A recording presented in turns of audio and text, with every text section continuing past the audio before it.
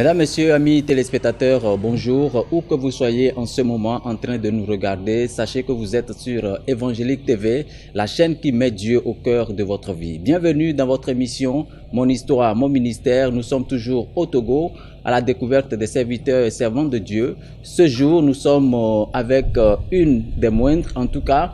Elle, c'est la présidente de l'Union des chantres de l'Éternel Dieu du Togo U7. Elle est avec nous sur le plateau de cette émission. Bonjour. Bonjour Samla. Comment vous allez? Ça va par la grâce de Dieu. Présentez-vous à nos fidèles téléspectateurs. Merci beaucoup. Moi, je m'appelle Chantal, Agbo, à l'état civil, épouse Samé. J'ai 3 enfants, 3 grands-enfants. Je suis conseillère pédagogique de profession et mon ministère, c'est la chanson, la musique, c'est être chantre. Voilà, je ne sais pas s'il y a quelque chose à dire encore. Alors, vous êtes togolaise, bien entendu. Voilà, vous êtes originaire d'où? Je suis d'Atapamé, à 120 km au nord du Togo. Voilà. Parlez-nous un peu de votre enfance. Dans quelles conditions est-ce que vous avez passé l'enfance? C'est un voyage de plus de 40 ans que j'aurais à faire tout de suite. Effectivement, je suis née, comme je l'ai dit, d'un papa qui est originaire d'Atapamé. Il fut gendarme et ma maman, elle vit toujours. Elle s'appelle Véronique, elle est enseignante. Je suis née à Palimé.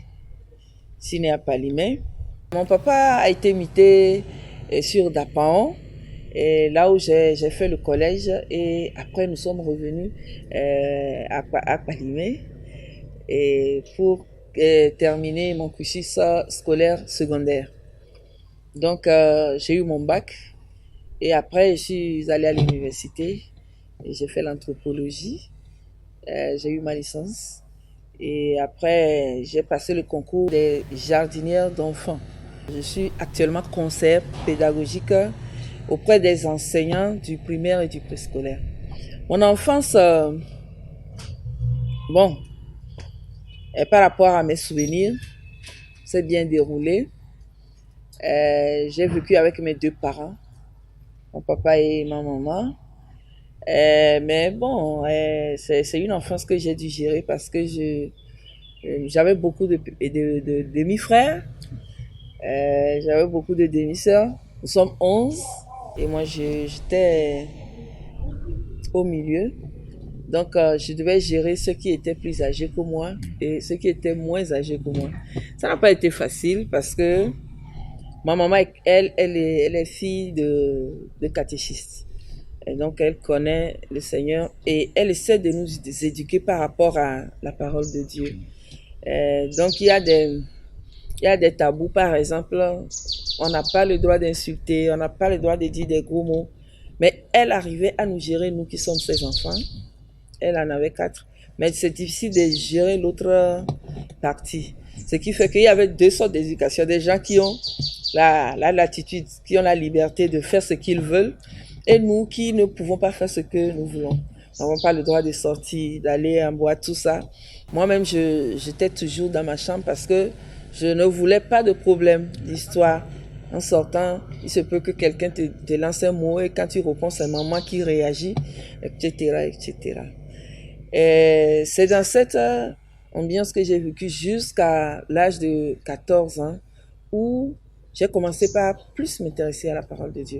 Alors, bien avant, vous avez évoqué tout à l'heure que maman était catéchiste. Oui. Et donc, cela voudrait dire que vous avez été éduqué dans un environnement chrétien. Oui. Alors. J'ai été éduquée dans un environnement chrétien. J'allais à l'église. Ma maman avait une chorale. Oui. Et à 2 chorales. Une chorale des grandes personnes et puis une chorale des enfants. Et moi, j'étais dans la chorale des enfants. Je chantais à l'église. Néanmoins, cette relation, je ne l'avais pas tellement avec le Seigneur. Et j'étais toujours en quête de quelqu'un à qui parler, à qui dire mes problèmes. Et un jour, quand j'ai commencé par faire le catéchisme, il y avait un vieux qui était catéchiste et qui nous enseignait, qui nous a dit qu'on pouvait comment se confier à Dieu. Alors, vous viviez dans cet environnement jusqu'à ce que vous avez rencontré ce catéchiste qui vous avait expliqué que vous pouvez avoir un temps pour pouvoir vous confier au Seigneur. Oui, ça a été très salutaire pour moi. Ma maman, je devais au moins avoir une relation avec ma maman, mais je lui en voulais parce que pour moi, elle ne nous aimait pas et elle aimait les autres qui avaient la latitude de sortir, de faire tout, même de nous taper, mais nous, on n'a pas le droit de réplique. Donc, je me dis qu'elle ne m'aime pas. J'étais l'aînée. Et mes frères étaient un peu moins âgés, donc eux, ils ne sentaient pas trop le poids. Mais moi qui sentais le poids parce que chaque fois quand on veut, par exemple, provoquer ma mère, on devait passer par moi. Il suffisait d'aller dire que j'ai fait quelque chose à papa que je n'ai pas fait. Vous voyez que c'était compliqué, c'était dans cette ambiance que j'ai vécu. Et j'avais besoin d'amis, mais je ne pouvais même pas sortir. Et je n'avais pas droit à des gens des amis voilà. Et je ne sortais pas. Donc, j'ai commencé par entretenir cette relation avec Dieu, avec la Bible. Je priais, je lisais beaucoup la Bible. Et je me souviens que ma maman ne m'a pas appris à lire la Bible en hébreu, mais elle m'a surprise un jour en train de lire la Bible. Elle m'a demandé qui te l'a appris. J'ai dit personne. À force de m'enfermer, je lisais et j'ai commencé par lire la Bible. Et c'est comme ça que j'ai grandi. Et après, au lycée, quand j'étais en classe de première, il y avait un professeur. Il s'appelle Monsieur Pati. Il est actuellement proviseur au lycée de Tchévier. Actuellement. Il était muté sur Palimé et c'est lui qui est venu dans notre église et a commencé par nous parler du salut. Et comment il faut prendre une décision, même quand on vient à l'église. Il faut demander au Seigneur d'être le sauveur de notre âme et le Seigneur de notre vie. Et c'est quand il nous a expliqué ça, ça n'a pas été trop difficile pour moi, je voulais dire. Ça n'a pas été trop difficile. C'était comme si c'est ce que j'attendais. J'étais dans le processus. Et c'est en ce moment que j'ai donné ma vie au Seigneur. Et c'est un frère qui, comme il était professeur de physique au lycée, notre professeur, et il était aussi le responsable de la jeunesse, c'était facile pour lui de nous entretenir de temps en temps. Et on allait dans des réunions bibliques, d'études bibliques, et il nous enseignait. Et là, vraiment, j'ai compris carrément la vie chrétienne. J'ai compris que il y avait, par exemple, cette mélancolie que j'avais dans mon âme, que je pouvais enlever. Et cette façon d'en vouloir à ma mère. Mais depuis que j'ai donné ma vie à Christ, j'ai compris que je pouvais être en joie. Et même ce que ma maman me disait de faire, c'était la bonne chose. Avant, je ne savais pas. Et je lui en voulais. J'ai compris que c'était bien ne pas avoir de copains. Tout ça, c'était ce que la Bible voulait de moi. Et du coup, je suis rentrée dans ma peau. C'est-à-dire, ça a changé la relation avec ma maman. Et moi aussi, je me suis sentie à l'aise. Je ne sentais plus le besoin de sortir comme les autres, d'avoir peut-être des relations de dehors avec les garçons, des copinages, comme on le disait.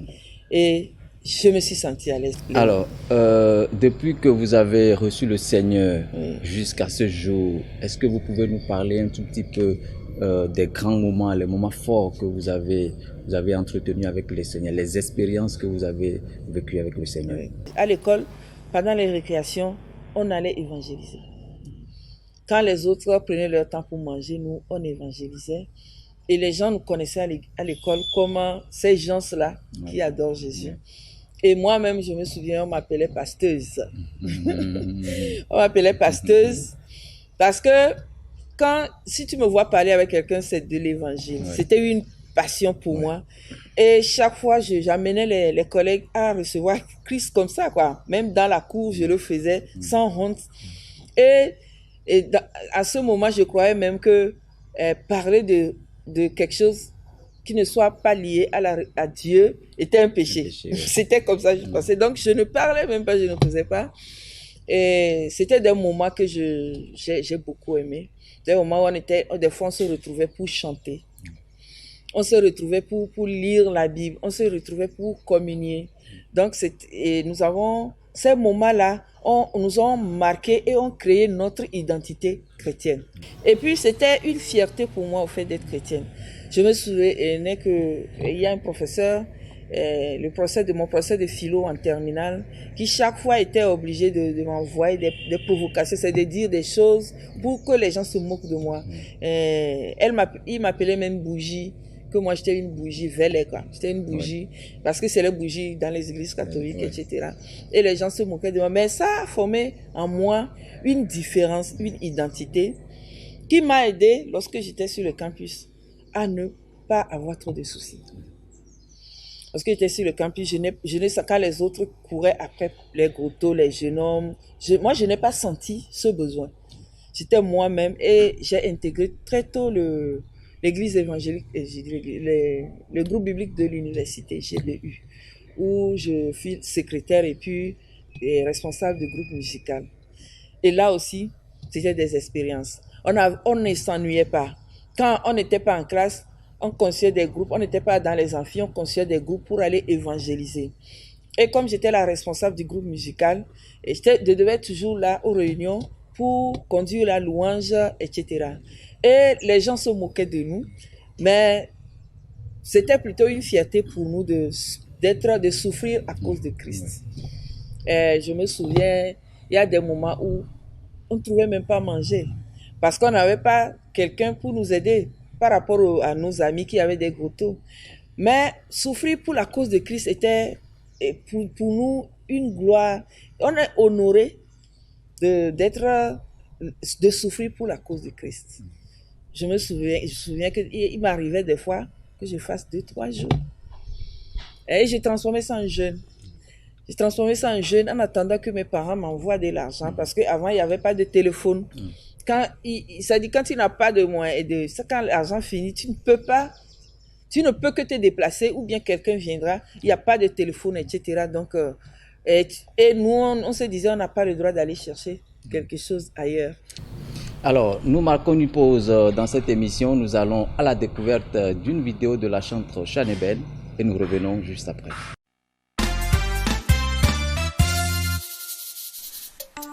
Seigneur Jésus, l'incomparable sauveur. Ici-bas, tout est compliqué, hein? Seule ta grâce peut nous sauver.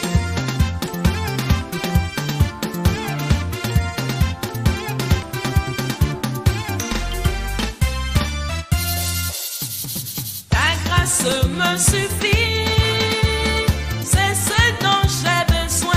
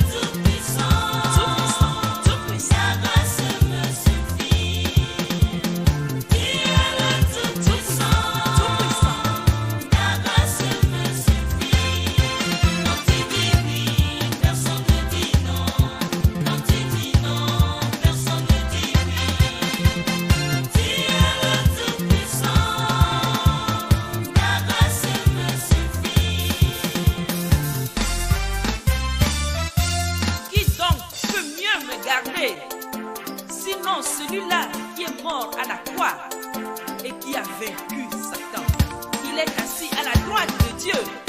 Il est mon avocat. Jésus, le bon berger.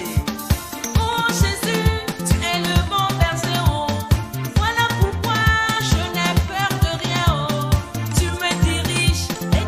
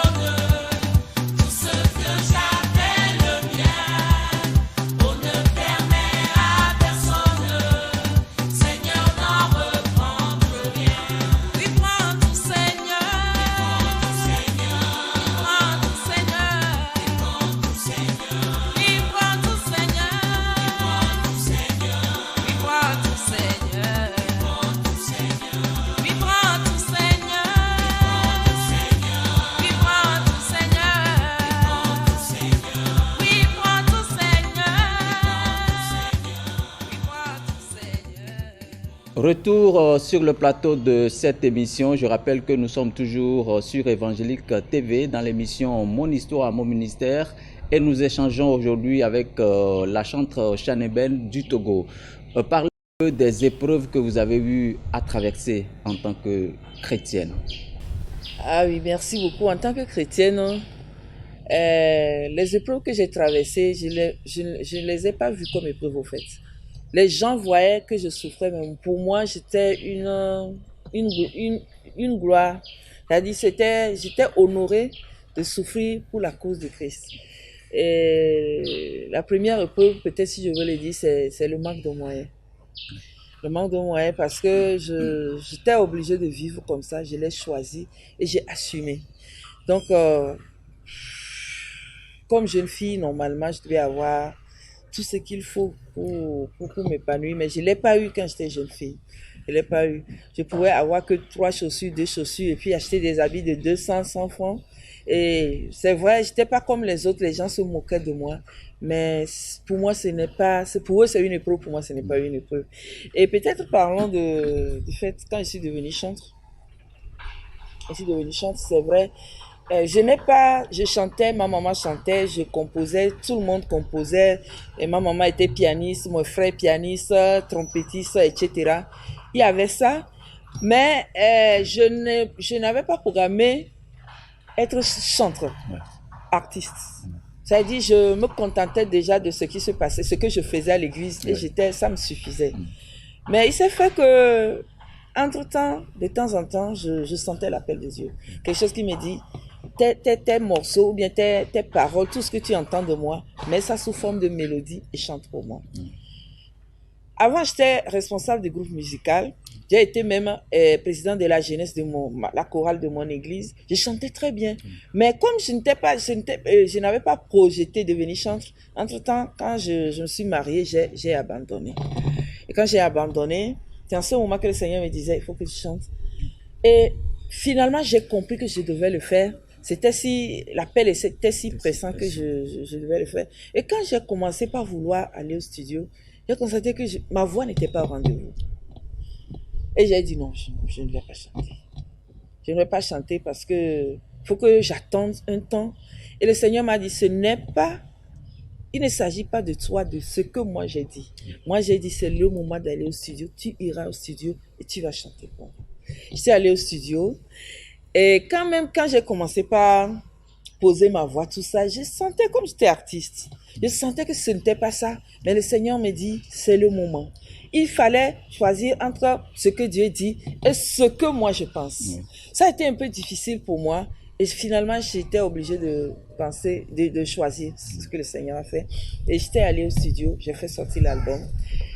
Effectivement, comme la peur qui m'animait, c'est que l'album n'était pas comme, moi je le voulais. Ouais. Et ça aussi, c'était une épreuve pour moi.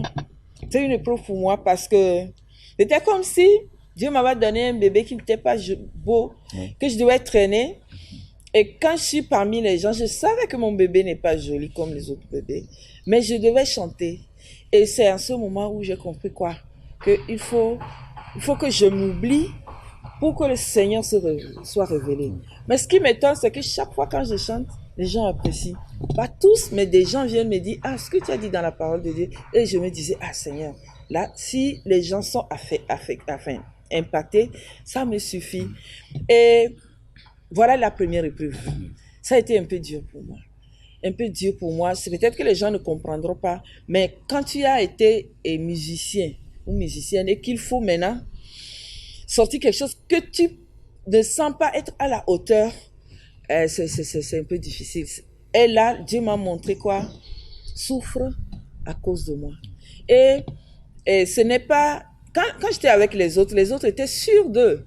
Et moi, je ne suis jamais sûre de moi. Et c'est ce que Dieu voulait, que je diminue et que lui, il soit élevé. Et j'ai vécu comme ça. Et au fur et à mesure que j'évolue, que j'allais dans les pas du Seigneur, que je disais oui au Seigneur, je voyais que Dieu lui-même transformait les choses jusqu'à ce que je sois satisfait. Pas trop, mais ça va, ça peut y aller. Donc ça a été terrible, pour moi. Parce que les gens profitaient pour se moquer de moi. Les gens ont profité pour dire ce qu'ils voulaient de moi, mais c'était l'occasion pour Dieu de former ma personne. De former ma personne, parce qu'entre-temps, il faudrait que je me passe des applaudissements des gens. Entre-temps, il faudrait que je me passe des compliments des gens. Donc, je faisais les choses que pour le Seigneur. Rien que pour le Seigneur, rien que pour le Seigneur. Et c'est ce que je fais jusqu'alors. Et Dieu m'a formé. Dieu m'a créé, comment dire, Dieu m'a formé à partir des moqueries des gens, à partir des médisances. Les gens ont dit des choses pas jolies de moi, mais chaque fois Dieu me disait le contraire. Je t'aime, j'aime ce que tu fais, j'aime ce que tu fais, j'aime ce que tu fais. Voilà, aujourd'hui je suis la présidente des chantres. Ça aussi je ne l'ai pas programmé. Et chaque fois que Dieu faisait quelque chose, je me dis je ne mérite pas. Jusqu'à aujourd'hui, je pense que je ne mérite rien.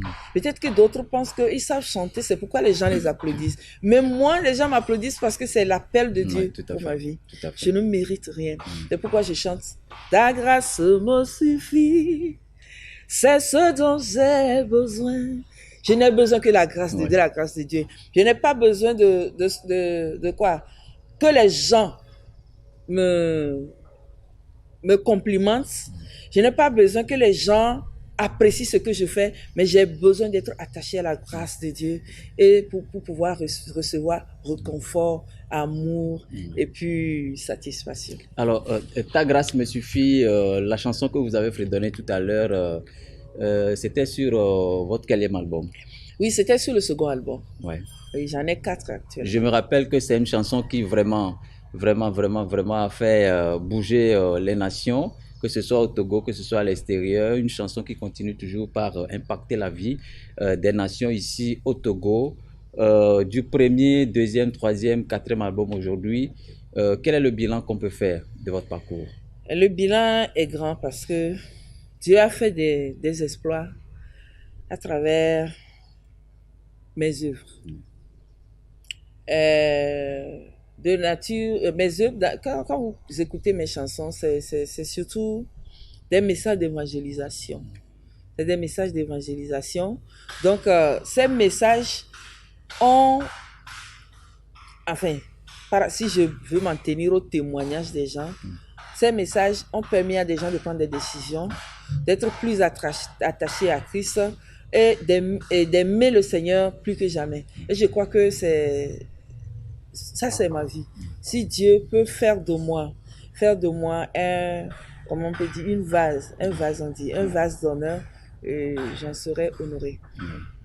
Voilà, alors je rappelle, amis téléspectateurs, que nous sommes sur le plateau de l'émission Mon Histoire, Mon Ministère, avec la chanteuse Chaneben du Togo.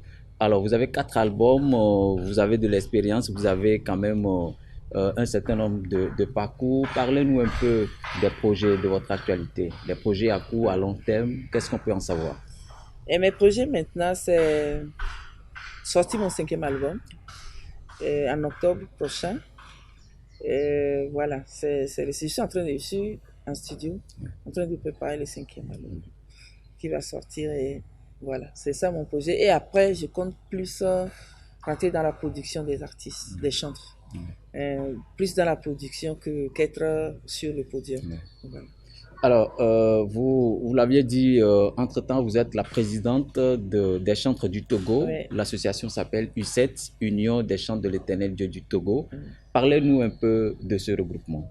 C'est le regroupement des chantres pour pouvoir s'édifier, pour pouvoir se rappeler les promesses de Dieu, pour pouvoir se rappeler l'appel que nous avons sur notre vie, parce que la différence entre la musique profane et la musique gospel, c'est que la musique gospel est consacrée. Et tant que la musique gospel est consacrée, le chanteur ou le chanteur doit être consacré. Et le monde nous attire. Le monde nous promet beaucoup de choses. Le monde nous miroite des choses que nous devons refuser. Et quand on est seul, c'est un peu compliqué, on est tenté. Mais ensemble, on se rappelle chaque fois, attention, nous sommes dans le monde, mais nous ne sommes pas du monde. Voilà l'objectif de U7. Toujours rappeler aux chantres que nous sommes consacrés nous sommes des vases d'honneur, nous sommes purifiés et nous devons mener une vie saine qui plaise au Seigneur, une vie de sanctification sans laquelle nous ne pouvons pas plaire au Seigneur. Alors, nous faisons encore une pause dans cette émission et nous revenons juste après.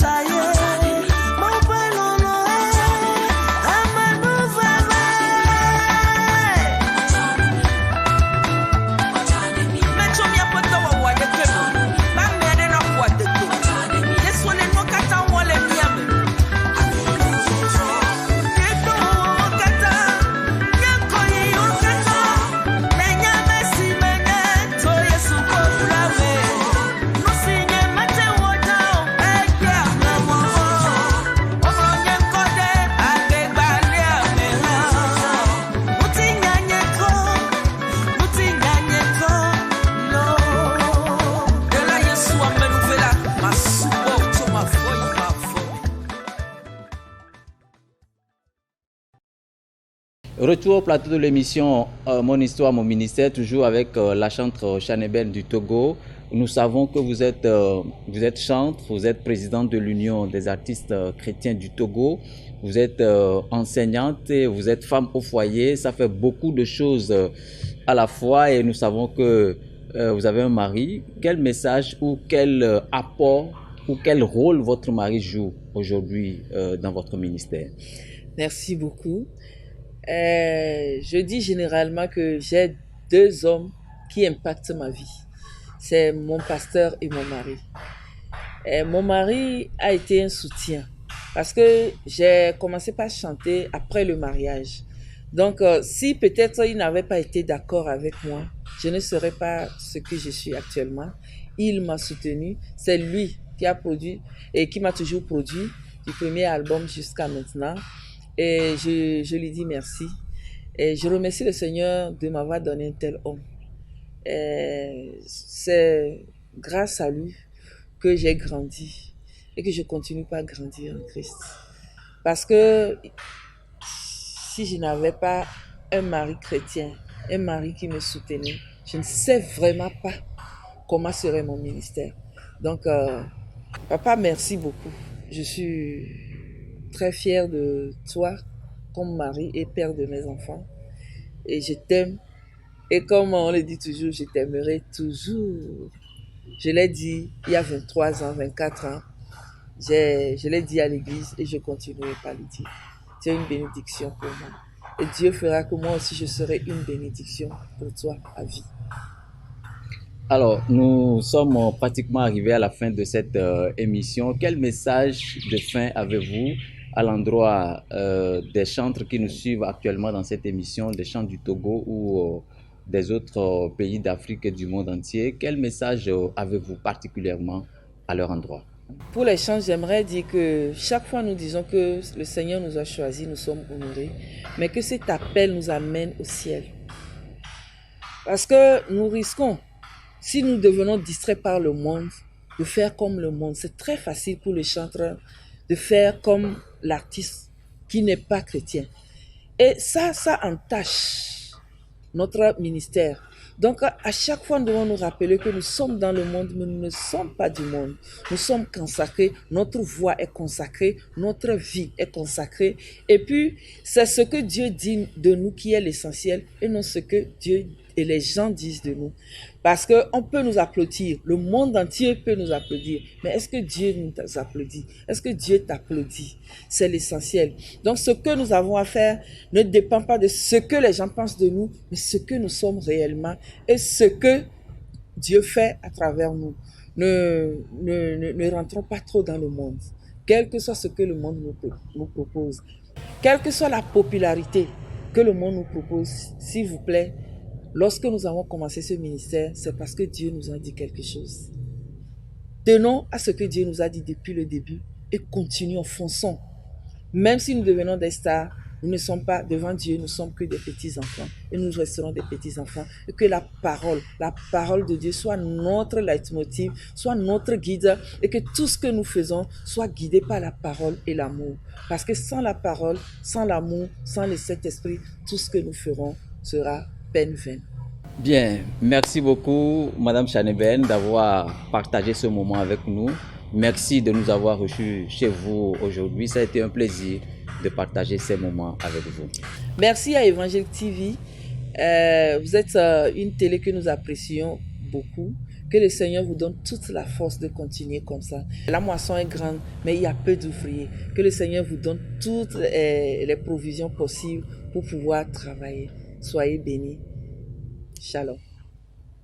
Mesdames, Messieurs, nous sommes arrivés à la fin de cette émission, Mon Histoire, Mon Ministère sur Évangélique TV. Nous étions à la découverte de la chantre du Togo. Elle s'appelle Madame Chaneben. Merci de nous avoir suivis de près ou de loin. Que la paix du Seigneur règne toujours avec vous. Shalom.